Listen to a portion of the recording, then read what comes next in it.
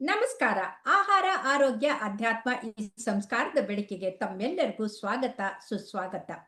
ಇವತ್ತು ನಮ್ಮೊಂದಿಗಿದ್ದಾರೆ ಡಾಕ್ಟರ್ ಪೂರ್ಣಿಮಾ ಕೃಷ್ಣಮೂರ್ತಿ. ಇವರು director and chief consultant of Prajna Kuteera, a unique Ayurvedic panchakarma rejuvenation centre. ಅದಲ್ಲದೆ Abhijna international academy of Ayurveda ಮತ್ತು ಯೋಗ ಮೈಸೂರಿನಲ್ಲಿ ಇವರು ಅಲ್ಲಿ she is a professor and head of the Department of Medical Superintendent of Kaveri Ayurvedic College. And she has several research papers and she has got many awards. And tomorrow also she is being awarded in Mysore. Namaskara, Purnima avare. ನಮಸ್ತೆ madam, ಬಹಳ ಸಂತೋಷ ನಿಮ್ಮ ಕಾರ್ಯಕ್ರಮದಲ್ಲಿ ನಾವು ಭಾಗಿಯಾಗ್ತಾ ಇರೋದಕ್ಕೆ. ನಿಜವಾಗ್ಲೂ ನೋಡಿ, ನಿಮ್ಮ ಮುಖ ನೋಡಿದ್ರೆ ನನಗೆ ನೆನಪಾಗತ್ತೆ, ಎಲ್ಲಾ ಮಹಿಳೆಯರು ಕೂಡ ಪೂರ್ಣಿಮಾ ಅವ್ರ ಹಾಗೇನೆ ನಮ್ಮ ಮುಖದ ಚರ್ಮ, ನಮ್ಮ ಶರೀರದ ಚರ್ಮ ಇರಬೇಕು ಅಂತ ಆಸೆ ಪಡೋರು ತುಂಬಾ ಜನ ಇರ್ತಾರೆ. ಚರ್ಮ ಅಂತಂದ್ರೆ ನಮ್ಮ ಶರೀರದ ಒಂದು ಕೋಟಿಂಗ್, 7 ಕೋಟೆಯ ಒಂದು, ಹೇಗೆ ಆಗಿನ ಕಾಲದಲ್ಲಿ ರಾಜರು ಕೋಟೆ ಕಟ್ಕೊಡ್ತಾ ಇದ್ರಲ್ಲ, ಹಾಗೆ ನಮ್ಮ ಶರೀರಕ್ಕೆ ಕೋಟೆ ಇದ್ದಾಗೆ. ಅದು ಕೇವಲ ರಕ್ಷಣೆ ಕೊಡೋದಲ್ಲ, ವೈಟಮಿನ್ ಡಿ ಸಿಂಥೆಸಿಸ್ ಮಾಡುತ್ತೆ, ದೊಡ್ಡ ಅಂಗ ಅಂತ ಅನ್ಕೊಳ್ತೀವಿ. ಆದ್ರೆ ಎಲ್ಲರೂ ಅದರ ಕಾರ್ಯದ ಬಗ್ಗೆ ಯೋಚನೆ ಮಾಡಲ್ಲ. ಚರ್ಮ ಎಷ್ಟು ಚೆನ್ನಾಗಿ ಕಾಣುತ್ತೆ, ಎಷ್ಟು ಮಿರ ಮಿಂಚುತ್ತೆ, ಎಷ್ಟು ಸುಂದರವಾಗಿ ಕಾಣ್ತೀವಿ ಅಂತ ಗಮನಕ್ಕೆ ಹೋಗ್ತಾರೆ. ನಿಮ್ಮ ಆಯುರ್ವೇದದಲ್ಲಿ ಏನಂತಾರೆ ತಿಳಿಸಿ. ಅಗತ್ಯವಾಗಿ ಮೇಡಮ್, ಮಾನವನ ನಾಗರಿಕತೆಯಷ್ಟೇ ಹಳೆಯದಾದದ್ದು ಆತನ ಸೌಂದರ್ಯ ಪ್ರಜ್ಞೆ. ಮನಸ್ಸು ಹಾಗೂ ಆತ್ಮವನ್ನ ಸೋರೆಗೊಳ್ಳುವಂತದ್ದು ಯಾವ್ದಿದೆ, ಯಾವುದು ಆಕರ್ಷಿಸುತ್ತೆ, ಅದನ್ನ ಸೌಂದರ್ಯ ಅಂತ ಕರಿತೀವಿ. ಅದು ನಾವು ನಮ್ಮನ್ನ ಯಾವ ರೀತಿ ಪ್ರೆಸೆಂಟ್ ಮಾಡ್ಕೊಳ್ತೀವಿ, ನಮ್ಮ ಸ್ವಾಸ್ಥ್ಯ ಹೇಗಿದೆ, ನಮ್ಮ ನಡಿಗೆ ಹೇಗಿದೆ, ನಮ್ಮ ಚರ್ಯೆ ಹೇಗಿದೆ, ಇದೆಲ್ಲವೂ ಕೂಡ ನಮ್ಮ ಸೌಂದರ್ಯದ ಒಂದು ಕನ್ನಡಿಯಾಗಿರುತ್ತೆ. ನಾವು ಅನ್ಕೊಳ್ತಾ ಇರ್ತೀವಿ ಹೊರಗಡೆ ಸೌಂದರ್ಯ ಮಾತ್ರ ಬಹಳ ಮುಖ್ಯವಾದದ್ದು ಅಂತ, ಆದ್ರೆ ಆಂತರಿಕ ಸೌಂದರ್ಯ ಕೂಡ ಅಷ್ಟೇ ಪ್ರಮುಖವಾದದ್ದು ಅಂತ ನಾವು ಹೇಳಲಿಕ್ಕೆ ಇಷ್ಟಪಡ್ತೇವೆ. ಶಬ್ದ ಕಲ್ಪದ್ರುಮ ಎನ್ನುವ ಗ್ರಂಥದಲ್ಲಿ ಸೌಂದರ್ಯ ಅನ್ನುವುದರ ಒಂದು ಪರಿಕಲ್ಪನೆಯನ್ನ ಕೊಡ್ತಾ ಹೋಗ್ತಾರೆ. ನಾವು ಸೌಂದರ್ಯ ಅಂದ್ರೆ ಹೇಗಿರುತ್ತೆ ಅಂತ ಸುಮ್ನೆ ಇಮ್ಯಾಜಿನ್ ಮಾಡ್ಕೋಬೇಕು ಅಂದ್ರೆ ಭಗವಾನ್ ಶ್ರೀಕೃಷ್ಣನನ್ನ ನೆನೆಸ್ಕೊಂಡ್ಬಿಟ್ರೆ ಸಾಕು. ಒಂದು ಚಿತ್ರವನ್ನ ನೆನೆಸ್ಕೊಂಡ್ರೆ ಒಂದು ಸುಂದರಾಂಗ ಮೂರ್ತಿ ಹೇಗಿರ್ಬೋದು ಅನ್ನೋದರ ಒಂದು ಪರಿಕಲ್ಪನೆ ನಮಗೆ. ಸುಂದರನೇ. ಹೌದು, ಹಾಗೆ if anyone has walked this earth and to be called beautiful, I think we can always think of Lord Krishna. So ಹಾಗಾಗಿ ಅಷ್ಟೇ ಅಲ್ಲ, ಶಿವನು ಆದಿ ಯೋಗಿ ಆದಂತ ಶಿವ ಅತ್ಯಂತ ಸುಂದರನು ಅಂತ ಇವತ್ತಿಗೂ ಪ್ರಸಿದ್ಧಿ ಇದೆ. ಹೌದು ಹೌದು, ಖಂಡಿತ. ಮನೋನಿಯಾಮಕ ದೇವನು ಕೂಡ ರುದ್ರ ಮನೋನಿಯಾಮಕ ದೇವನು. ಆದ್ರಿಂದ ಮನಸ್ಸು ಹಾಗೂ ಶಾರೀರಿಕ ಸ್ವಾಸ್ಥ್ಯ ಚೆನ್ನಾಗಿದ್ರೆ ಮಾತ್ರ ಹೊರಗಡೆಯ ಒಂದು ಬ್ಯೂಟಿ ಅಂತ ಏನ್ ಹೇಳ್ತೇವೆ, ಸೌಂದರ್ಯ, ಅದು ಅಲ್ಲಿ ಪ್ರತಿಬಿಂಬಿಸುತ್ತೆ.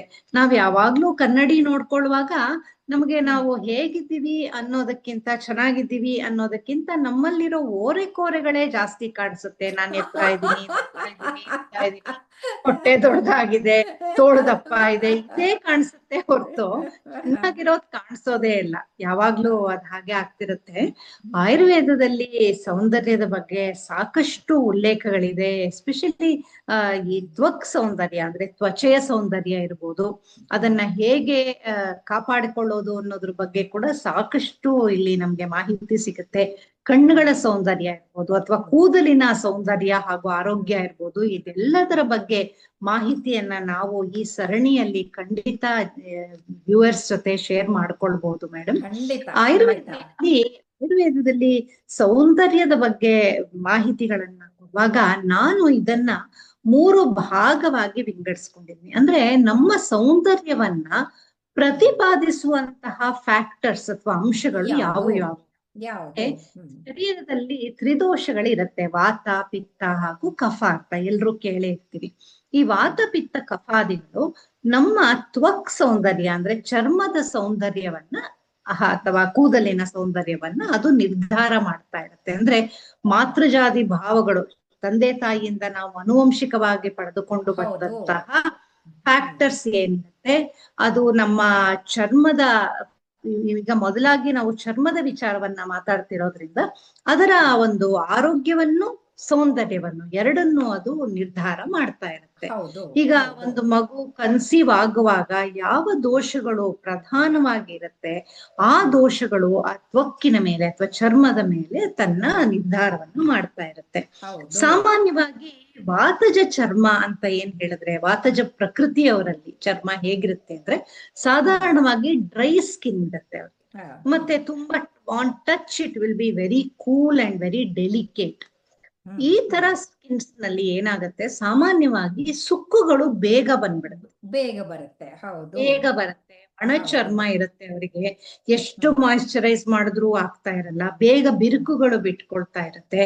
ಎಷ್ಟೇ ಒಂದು ಆರೈಕೆ ಮಾಡಿದ್ರು ಏನೋ ಒಣಭೂಮಿ ಇದ್ದಂಗ್ ಇರುತ್ತೆ ಅದು, ಆ ತರ ಇರೋಂತ ಚರ್ಮ. ಬಹಳ ಚೆನ್ನಾಗಿ ಹೇಳಿದ್ರೆ, ಒಣ ಭೂಮಿ ಅಂದ್ರೆ ಕ್ರಾಕ್ಸ್ ಬಂದ್ಬಿಟ್ಟಿರುತ್ತೆ, ಆಮೇಲೆ ಬಂದಿರುತ್ತೆ. ಗಟ್ಟಿಯಾಗಿರುತ್ತೆ, ಅದು ಮೃದುವಾಗಿರೋದಿಲ್ಲ. ಎಷ್ಟು ಹೌದು. ಚೆನ್ನಾಗಿ ಹೇಳಿದ್ರೆ, ಅದೇ ನಿಜ ನಿಜ. ಅದೇ ಆನ್ ದ ಕಾಂಟ್ರಿ ನಾವು ಪಿತ್ತಜ ಚರ್ಮವನ್ನ ತಗೊಂಡಾಗ ಅದು ತುಂಬಾ ಸುಕೋಮಲವಾಗಿರುತ್ತೆ. ಒಳಗಡೆಯಿಂದ ಏನೋ ಯಾರೋ ಬೆಳಕ್ ಬಿಡ್ತಾ ಇದಾರೇನೋ ಸ್ಕಿನ್ಗೆ ಅನ್ನೋ ತರ ಅದೊಂಥರ ಇಲ್ಯೂಮಿನೇಟ್ ಆಗಿರುತ್ತೆ, ಟ್ರಾನ್ಸ್ಲೂಸೆಂಟ್ ಗ್ಲೋ ಬರುತ್ತೆ. ಗ್ಲೋ ಎಷ್ಟೋ ಇರುತ್ತೆ. ಸಲ ಒಂಥರ ಹೇಳ್ತಾರೆ, "ಅಯ್ಯೋ, ನಿಮ್ ಮುಖ ಎಷ್ಟು ಹೊಳಿತಾ ಇದೆ" ಅಂತ ಅನ್ನೋದು ಅದಕ್ಕೆ. ಹಾ ಹೌದು, ಅದು ಆ ತೇಜಸ್ಸು ವರ್ಚಸ್ಸು ಎಲ್ಲ ಒಂಥರ ಚೆನ್ನಾಗಿರುತ್ತೆ. As if it is illuminated from within, ಒಂಥರ ಗ್ಲೋ ಇರುತ್ತೆ. ಹೌದು ಹೌದು. ಮತ್ತೆ ಆ ಚರ್ಮವನ್ನ ಮುಟ್ಟು ನೋಡಿದಾಗ ಅದೊಂದ್ ಸ್ವಲ್ಪ ವಾರ್ಮ್ ಆಗಿರುತ್ತೆ. ಆದ್ರೆ ಹಾ. ಈ ತರ ಚರ್ಮಗಳು ಕೂಡ ಬಹಳ ಡೆಲಿಕೇಟ್ ಆಗಿರುತ್ತೆ, ಮತ್ತು ಮೊಡವೆಗಳು ಮತ್ತೆ ಬೇರೆ ಬ್ಲೆಮಿಷಸ್ ಎಲ್ಲ ಬೇಗ ಬೇಗ ಆಗ್ಬಿಡುತ್ತೆ ಆ ಸ್ಕಿನ್ ನಲ್ಲಿ. ಅದೇ ಕಫಜ ಚರ್ಮ ಇದ್ದಾಗ, ಕಫ ಪ್ರಕೃತಿಯವರಲ್ಲಿ it will also be very cool to touch, very moist, very moisturised. And ಇನ್ನೊಂದೇನಾಗುತ್ತೆ ಅಂದ್ರೆ ಸ್ವಲ್ಪ ಕಾಂಪ್ಲೆಕ್ಷನ್ ಚೆನ್ನಾಗಿರುತ್ತೆ ಕಫ ಪ್ರಕೃತಿಯವರಲ್ಲಿ. ವಾತ ಪಿತ್ತ ಪ್ರಕೃತಿಗಳ ಕಂಪೇರ್ ಮಾಡಿದ್ರೆ ಕಫ ಪ್ರಕೃತಿಯವರು ಸ್ವಲ್ಪ ಗೌರ ವರ್ಣದವರು ಆಗಿರ್ತಾರೆ. ನಿಮ್ ಹಾಗೆ. ಇವರಿಗೆ ಸ್ನಿಗ್ಧವಾದ, ಥ್ಯಾಂಕ್ ಯು ಮ್ಯಾಮ್, ಇವರಿಗೆ ಸ್ನಿಗ್ಧವಾದ ತ್ವಚೆ ಇದ್ರೂ ಕೂಡ ಇವರಿಗೂ ಕೂಡ ಮೊಡವೆಗಳಾಗುವಂಥದ್ದು ಅಥವಾ ಬೇಗ ಒಂಥರ ಪಸ್ಟ್ಯೂಲ್ಸ್, ವೆಸೈಕಲ್ಸ್ ಇವು ಬೇಗ ಆಗುವಂತ ಸಾಧ್ಯತೆಗಳು ಇರುತ್ತೆ. ಇದು ಮಾತೃಜಾತಿ ಭಾವಗಳಿಂದ ನಮ್ಮ ಸ್ಕಿನ್ ಯಾವ ರೀತಿ ಇರುತ್ತೆ ಅನ್ನೋದನ್ನ ಡಿಟರ್ಮಿನ್ ಮಾಡುವಂತ ಫ್ಯಾಕ್ಟರ್ಸ್. ಆದ್ರೆ ಬೇರೆ ಕೆಲವು ಕಾಂಟ್ರಿಬ್ಯೂಟರಿ ಫ್ಯಾಕ್ಟರ್ಸ್ ಇರುತ್ತೆ ಸ್ಕಿನ್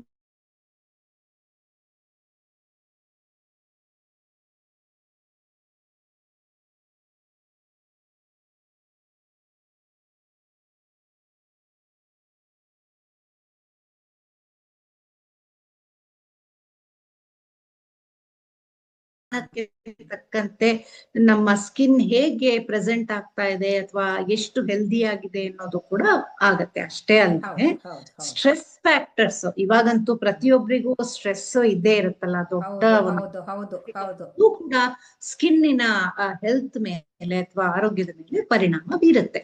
ಇಷ್ಟೇ ಅಲ್ಲದೆ ಈ ಋತುಚಕ್ರದ ಸಮಯದಲ್ಲಿ ಆಸ್ ಪ್ರೀಮೆನ್ಸ್ಟ್ರುಯಲ್ ನಲ್ಲೂ ಕೂಡ ಸ್ಕಿನ್ ಚೇಂಜಸ್ ಆಗುತ್ತೆ, ಗರ್ಭಿಣಿ ಅವಸ್ಥೆಯಲ್ಲೂ ಸ್ಕಿನ್ ಚೇಂಜಸ್ ಆಗುತ್ತೆ. ಮತ್ತೆ ಚೆನ್ನಾಗಾಗತ್ತೆ, ಮುಖದ ಮೇಲೆ ಗ್ಲೋ ಬಂದ್ಬಿಡುತ್ತೆ, ಅವ್ರಿಗೆ ಹೊಳಪು ಬರುತ್ತೆ.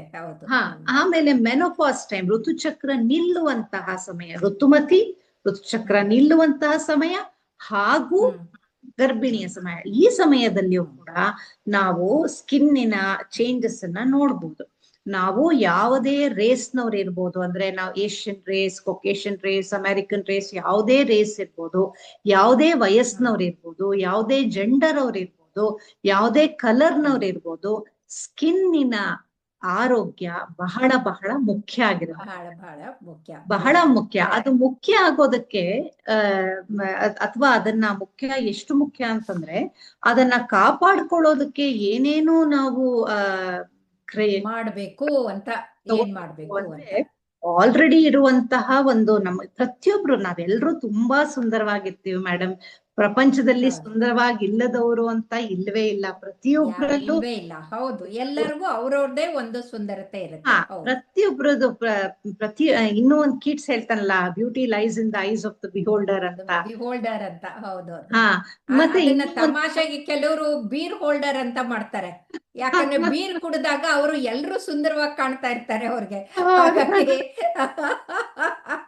ಹೌದು ಆದ್ರೆ ಬಿಡಿ, ಚರ್ಮದ ಬಗ್ಗೆ ನಿಜವಾಗ್ಲೂ ಬಹಳ ಪ್ರಾಮುಖ್ಯತೆ ಕೊಡ್ಬೇಕು. ಹೌದು ಮ್ಯಾಮ್. ಅದಕ್ಕೆ ನಾವು ಯಾವಾಗ್ಲೂ ಏನ್ ಹೇಳ್ತೀವಿ ಅಂದ್ರೆ, ನಾವು ನಮ್ಮ ಆಹಾರ ಕ್ರಮ, ನಮ್ಮ ಜೀವನ ಶೈಲಿ ಹೇಗಿದೆ, ದಿಸ್ ವಿಲ್ ಆಲ್ಸೋ ಕಾಂಟ್ರಿಬ್ಯೂಟ್ ಹೌದು. ಟುವರ್ಡ್ಸ್ ಹೌದು. Improving our beauty. ಅಂದ್ರೆ ನಾ ಹೇಳಿದ ಹಾಗೆ ಎಲ್ರೂ ತುಂಬಾ ಚೆನ್ನಾಗೇ ಇರ್ತೀವಿ ನಾವು ನೋಡೋ ಒಬ್ರೊಬ್ರು. Each person is very unique. ಇವ್ರ ಹೌದು. ಕಣ್ಣು ಹೌದು. ಚೆನ್ನಾಗಿದ್ದಂಗೆ ಅವ್ರ ಕೂದ್ಲು ಇಲ್ದೇ ಇರ್ಬೋದು, ಅವ್ರ ಹೌದು. ಕೂದ್ಲಿದ್ದಂಗೆ ಹೌದು. ನಮ್ಗಿಲ್ದೇ ಇರ್ಬೋದು. ಹೀಗೆ ಇರುವಂತ ಸಮಯದಲ್ಲಿ ಇರುವಂತಹ ಆ ದೈವದತ್ತವಾಗಿ ಪ್ರಕೃತಿಯಿಂದ ನಮಗೆ ಕೊಡುಗೆಯಾಗಿ ಬಂದಂತಹ ಸೌಂದರ್ಯವನ್ನ ನಾವು ಹೇಗೆ ಕಾಪಾಡ್ಕೊಳ್ಳಬೇಕು ಅನ್ನೋದಕ್ಕೆ ಮೊದಲನೆಯದಾಗಿ ಜೀವನ ಶೈಲಿ ಕರೆಕ್ಟ್ ಆಗಿರ್ಬೇಕು. ಹೌದು. ಅದು ಆಯುರ್ವೇದದಲ್ಲಿ ಹೇಳ್ತಾರೆ, ದಿನಚರ್ಯ ಋತುಚರ್ಯಗಳನ್ನ ಸರಿಯಾಗಿ ನಾವು ಅನುಸರಿಸ್ಕೊಂಡು ಹೋಗ್ಬೇಕು. ದಿನಚರ್ಯದಲ್ಲಿ ಮೊದಲಾಗಿ ಹೇಳೋವಂಥದ್ದು ಬ್ರಾಹ್ಮಿ ಮುಹೂರ್ತದಲ್ಲಿ ಎದ್ದೇಳಿ. ನಾನ್ ಅದ್ ಮಾತ್ರ ಮಾಡ್ತೀನಿ. ಬ್ರಾಹ್ಮಿ 4:45 ಅಂದ್ರೆ ಎದ್ ಬಿಡ್ತೀನಿ. ಯಾಕಂದ್ರೆ ಮಕ್ಕಳಿದ್ದಾಗ್ಲೇ ರೂಢಿ ಮಾಡಿರೋದದು. ಹೌದು ಮ್ಯಾಮ್. ಹಾಗಾಗಿನೇ ತಮ್ಮ ಒಂದು ಮುಖದಲ್ಲಿ ಅಷ್ಟು ತೇಜಸ್ ಇರುತ್ತೆ ಮ್ಯಾಮ್. ಯಾವಾಗ್ಲೂ ಒಂದು ವರ್ಚಸ್ಸು ತೇಜಸ್ ಯಾವಾಗ್ಲೂ ಎಲ್ರೂ ಅದನ್ನ ಒಪ್ಕೊಳ್ಳೇಬೇಕಾದಂತ ಇದು. ಸೊ ಬ್ರಾಹ್ಮಿ ಮುಹೂರ್ತದಲ್ಲಿ ಎದ್ದೇಳೋದ್ರಿಂದ ಮತ್ತೆ ನಿತ್ಯ ಅಭ್ಯಂಗಾದಿಗಳನ್ನ, ಅಂದ್ರೆ ಎಣ್ಣೆ ಹಚ್ಚೋದಾಗ್ಲಿ ಅಥವಾ ಸ್ಕಿನ್ ಕೇರ್ ಆಗ್ಲಿ, ಅದನ್ನ ಮಾಡೋದ್ರಿಂದ ಮತ್ತು ಋತುಗಳಿಗೆ ಅನುಸಾರವಾಗಿ ಆಹಾರವನ್ನ ತಗೊಳ್ಳೋದ್ರಿಂದ ತಗೊಳ್ಳೋದು. ಮತ್ತೆ ಸಮತೋಲನವಾದ ಹಿತಬುಕ್ ಮೃತಬುಕ್ ಋತುಬುಕ್ ಅಂತ. ಎಕ್ಸಾಕ್ಟ್ಲಿ ಅದನ್ನ ಮಾಡೋದ್ರಿಂದ ನಮ್ಮ ಸ್ಕಿನ್ನಿನ ಬ್ಯೂಟಿಯನ್ನ ಕಾಪಾಡ್ಕೊಳ್ಬಹುದು. ನಾನು ಯಾತಕ್ಕೆ ಚರ್ಮದ ಬಗ್ಗೆನೆ ಮಾತಾಡ್ತಾ ಇದ್ದೀನಿ ಅಂದ್ರೆ, ನಾವು ಓಪನಿಂಗ್ ಸ್ಟೇಟ್ಮೆಂಟ್ ನಲ್ಲಿ ಚರ್ಮದ ಒಂದು ಬ್ಯೂಟಿ ಅನ್ನೋದನ್ನ ತಗೊಂಡಿದ್ರಿಂದ, but this will apply to health and beauty of our eyes, our hair, all these things that contribute to a person's persona. ಈಗ ಆಯುರ್ವೇದ ಪ್ರಕಾರ ಚರ್ಮ ಚೆನ್ನಾಗಿರ್ಬೇಕಂದ್ರೆ ಏನ್ ಮಾಡ್ಬೇಕು ಅಂತ ಹೇಳಿ. ಎಲ್ರೂ ಕಾತರದಿಂದ ಕಾಯ್ತಾ ಇರ್ತಾರೆ ನಿಮ್ಮ ಉತ್ತರಕ್ಕೆ. ಚರ್ಮ ಚೆನ್ನಾಗಿರ್ಬೇಕು ಅಂತ ಹೇಳಿದ್ರೆ, ನಾನ್ ಹೇಳಿದಾಗ ಮೊದಲನೇದಾಗಿ ನಮ್ಮ ಆಹಾರ ಕ್ರಮ ಸರಿಗಿರ್ಬೇಕು. ಹಿತವಾದ ಮಿತವಾದ ಆಹಾರವನ್ನು ತಗೊಳ್ಬೇಕು. ಅದು ಋತುವಿಗೆ ಸರಿಯಾಗಿ ತಗೋಬೇಕು. ಸರಿಯಾದ ಚಳಿಗಾಲಕ್ಕೊಂದು, ಬೇಸಿಗೆ ಕಾಲಕ್ಕೊಂದು, ಅದು ಋತುವಿಗೆ ಸರಿಯಾಗಿರ್ಬೇಕು. ಸರಿಯಾಗಿರುವಂತ ಆಹಾರ. ಅಟ್ಲೀಸ್ಟ್ ತಿಂಗಳಲ್ಲಿ 2 ದಿವಸನಾದ್ರೂ ಉಪವಾಸವನ್ನ ಮಾಡ್ಬೇಕು. ಏಕಾದಶಿನೇ ಮಾಡ್ಬೇಕು ಅಂತ ಏನು ಇಲ್ಲ. ಹಾಗೆ ಮಾಡಿದ್ರು ಅದು ನ್ಯಾಚುರಲ್ ಡಿಟಾಕ್ಸ್ ಆಗಿ ಆಗ್ತಾ ಇರುತ್ತೆ. ಪ್ರತಿಯೊಬ್ರು ಒಂದು ಸ್ಕಿನ್ ಕೇರ್ ರೊಟೀನ್ ಅನ್ನ ಇಟ್ಕೋಬೇಕು. ಅಂದ್ರೆ ತಮ್ಮ ಸ್ಕಿನ್ ತ್ವಚೆಯ ಆರೋಗ್ಯಕ್ಕಾಗಿ ಸ್ವಲ್ಪನಾದ್ರೂ ಗಮನ ಕೊಡೋ ತರ ಇರ್ಬೇಕು. ಅವಾಗವಾಗ ಅದಕ್ಕೆ ಅಭ್ಯಂಜನ ಮಾಡೋದು ಅಥವಾ ಕ್ಲೆನ್ಸಿಂಗ್ ಮಾಡೋದು, ಸ್ಟೀಮ್ ಮಾಡೋವಂಥದ್ದು, ಈ ತರದ್ದನ್ನೆಲ್ಲ ಮಾಡ್ಕೊಳ್ಬೇಕು.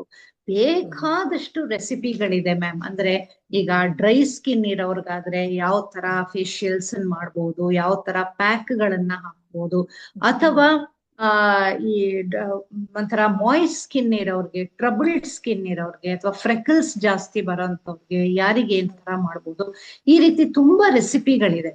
ಅದನ್ನ ಹಾಗೆ ಒಂದೊಂದೇ ನೋಟ್ ಮಾಡ್ಕೊಳ್ಳೋದಕ್ಕಿಂತ ಬೇಕಾದ್ರೆ ನೀವು ಇನ್ಬಾಕ್ಸ್ ಅಲ್ಲಿ ಇದನ್ನ ಅವರು ಆಯುರ್ವೇದ ಕ್ಲಿನಿಕ್ ಬಂದು ನಿಮ್ ಹತ್ರನೇ ಮಾಡಿಸ್ಕೋಬೇಕಾ, ಅಥವಾ ಅವ್ರಿಗೆ ಸಿಕ್ಕತ್ತೆ, ಪ್ಯಾಕ್ಗಳು ಸಿಕ್ಕತ್ತೆ ಆಯುರ್ವೇದದ್ದು ಪ್ಯಾಕೆಟ್ಗಳು, ಅದನ್ನ ತಗೊಂಡು ಅವರೇ ಹಚ್ಕೋಬಹುದಾ? ಎರಡೂ ಬೇಕಾಗಿಲ್ಲ ಮ್ಯಾಮ್. ಏನ್ ಮಾಡ್ಬೋದು ಅಂದ್ರೆ, ಮನೆಯಲ್ಲೇ ನಮ್ಮ ಅಡಿಗೆ ಮನೆಯಲ್ಲೇ ಇರುವಂತಹ ವಸ್ತುಗಳನ್ನ ಬಳಸಿಕೊಂಡು ನಾವು ನಮ್ಮ ಸೌಂದರ್ಯವನ್ನ ಕಾಪಾಡ್ಕೊಳ್ಬಹುದು. ಅಷ್ಟೇ ಸಾಕು. ಯಾಕೆ ಅಂತ ಹೇಳಿದ್ರೆ, ಅಂಗಡಿಯಲ್ಲಿ ಸಿಕ್ಕುವಂತಹ ಪ್ರತಿ ಒಂದು ಸಾಮಗ್ರಿ ಏನಿದೆ ಅದರಲ್ಲಿ ಸಾಕಷ್ಟು ಕೆಮಿಕಲ್ಸ್ ಇರುತ್ತೆ. ನೀವ್ ಯಾವ್ದೇ ಒಂದು ಕ್ರೀಮ್ ಇರ್ಬೋದು, ಮಾಯಿಶ್ಚರೈಸರ್ ಇರ್ಬೋದು, ನೀವ್ ಏನನ್ನೇ ಒಂದನ್ನ ನೋಡಿದಾಗ ಅದರಲ್ಲಿ ಸಾಕಷ್ಟು ಕೆಮಿಕಲ್ಸ್, ಒಂದು 30 ಕೆಮಿಕಲ್ಸ್ ಅದರಲ್ಲಿ ಇರುತ್ತೆ. ಹಾಗಾಗಿ ಅದನ್ನ ನಾವು ಆಮೇಲೆ ಆ ಕೆಮಿಕಲ್ಸ್ ಇರುವಂತದನ್ನ ಹಚ್ಕೊಂಡ್ರೆ ರಿಯಾಕ್ಷನ್ ಆಗ್ಬಿಟ್ಟು ಚರ್ಮ ಹಾಳಾಗಿದ್ದನ್ನು ಕೂಡ ನಾವು ನೋಡಿದ್ದೇವೆ. ಹೌದು ಹೌದು ಹಾಗಾಗಿ ಹೌದು. ಹಾಗಾಗಿ ತುಂಬಾ ಚೆನ್ನಾಗಿ ಪೂರ್ಣಿಮಾ ಅವರೇ ಇಷ್ಟು ಚೆನ್ನಾಗಿ ಸರಳವಾಗಿ ತಿಳಿಸ್ಕೊಟ್ರೆ ತುಂಬಾ ತುಂಬಾ ಧನ್ಯವಾದಗಳು. ಮೇಡಮ್ ಈಗ ಮುಂದಿನ ತಮಗೆ ಸರಣಿಯಲ್ಲಿ ನಾವು ಹ್ಮ್ ಹ್ಮ್ ಈಗ ಈ ಕೆಲವು ಮಾಹಿತಿಗಳಿರುತ್ತಲ್ಲ, ಅಂದ್ರೆ ಏನನ್ನ ಬಳಸಿದ್ರೆ ಸ್ಕಿನ್ ಅನ್ನು ಚೆನ್ನಾಗಿ ಇಟ್ಕೋಬಹುದು, ಯಾವಾಗ ಅದನ್ನ ಏನ್ ಮತ್ತೆ ಫೇಸ್ ಡಿಸ್ಕಸ್ ಪ್ಯಾಕ್ ಮಾಡೋಣ, ಅದನ್ನ ಮತ್ತೆ ಡಿಸ್ಕಸ್ ಬೇರೆ ಮಾಡೋಣ. ಯಾವಾಗ್ಲಾದ್ರೂ ಇನ್ನೊಂದು ಇದ್ರಲ್ಲಿ ಖಂಡಿತ ಓಕೆ ನಾನು ಮಾಹಿತಿಗಳನ್ನ ಶೇರ್ ಮಾಡ್ಕೊಳ್ತೀನಿ ಮ್ಯಾಮ್. ಓಕೆ ಓಕೆ ಧನ್ಯವಾದಗಳು. ಧನ್ಯವಾದಗಳು ಧನ್ಯವಾದಗಳು. ನಮಸ್ಕಾರ.